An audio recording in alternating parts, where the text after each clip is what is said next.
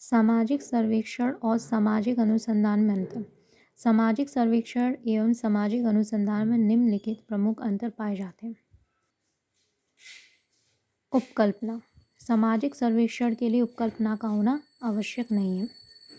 जो सामाजिक सर्वेक्षण किया जाता है उसमें हमें उपकल्पना का होना आवश्यक नहीं होता। उसमें जो उपकल्पना है उनका होना आवश्यक नहीं होता है। उपकल्पना क्या होती है कि किसी भी कार्य को करने से पहले जो योजना बनाई जाती है, एक रूपरेखा दिमाग में तैयार की जाती है, उसी को हम उपकल्पना कहते हैं और यह सामाजिक सर्वेक्षण में आवश्यक नहीं है। सामाजिक अनुसंधान बिना उपकल्पना के संभव नहीं होता, लेकिन जो सामाजिक अनुसंधान होता है वह बिना उपकल्पना के वो संभव नहीं होता। बिना उपकल्पना के अनुसंधान एक अनिर्दिष्ट विवरण है। बिना उपकल्पना के अनुसंधान कैसा होता है? बिना एक अनिर्दिष्ट वितरण, मतलब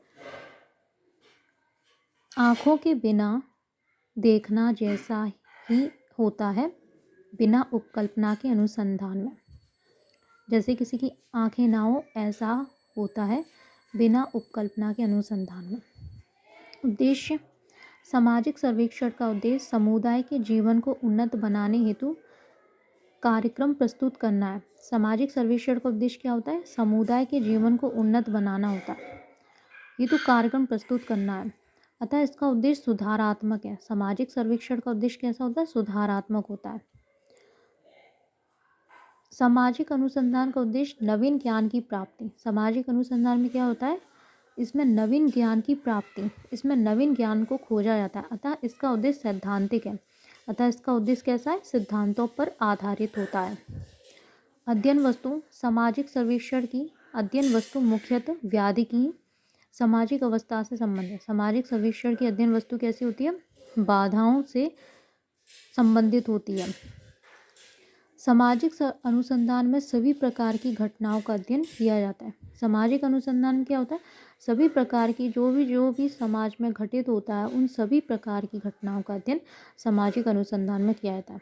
अध्ययन क्षेत्र। सामाजिक सर्वेक्षण सीमित क्षेत्र में आयोजित किया जाता है। सामाजिक सर्वेक्षण जो होता है वह एक सीमित क्षेत्र में आयोजित किया जाता है, जैसे गाँव कस्बा में जाकर जनगणना करना कि उस घर में कितने सदस्य रहते हैं, घर जाकर जनगणना करना, ये किस में किया जाता है? सामाजिक सर्वेक्षण में किया जाता है। सामाजिक अनुसंधान का संबंध संपूर्ण समाज से होता है, अतः इसका क्षेत्र कैसा होता है? व्यापक। सामाजिक अनुसंधान का जो संबंध होता है वह संपूर्ण समाज से होता है, अतः इसका क्षेत्र जो होता है व्यापक, मतलब बहुत बड़ा होता है। समय। सर्वेक्षण का उद्देश्य किसी समस्या पर तत्कालीन नियंत्रण करना है, अतः सर्वेक्षण जल्दी संपन्न किए जाते हैं।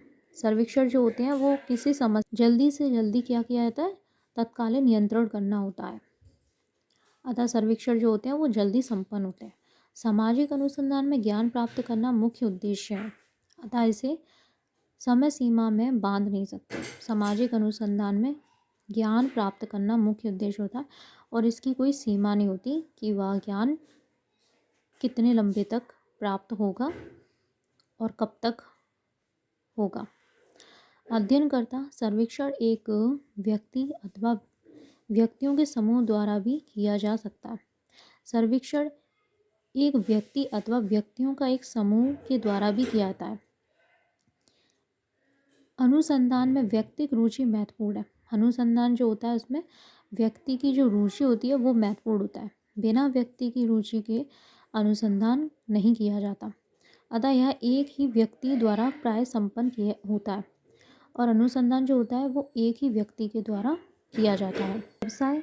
सर्वेक्षण की समाज में मांग देखते हुए इसे व्यवसाय के रूप में भी अपनाया जा रहा है, मतलब सर्वेक्षण जो है वो एक व्यवसाय भी बनता जा रहा है। अनुसंधान ज्ञान प्राप्ति का साधन होने से यह व्यवसाय के रूप में नहीं अपनाया जाता।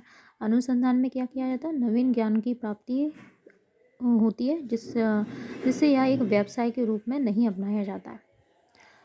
अध्ययन की गहराई। सर्वेक्षण एक सीमित भौगोलिक क्षेत्र में सामाजिक जीवन के किसी एक पहलू का अध्ययन करता है। सर्वेक्षण क्या होता है? एक सीमित भौगोलिक क्षेत्र में सामाजिक जीवन के एक छोटे से पहलू का ही अध्ययन किया जाता है, जैसे किसी गांव, कस्बे जैसी छोटी जगहों पर ही सर्वेक्षण किया जाता है। अतः इसमें जो गहराई नहीं होती। अनुसंधान नवीन ज्ञान प्राप्ति का साधन होने से अध्ययन गहराई से होता है।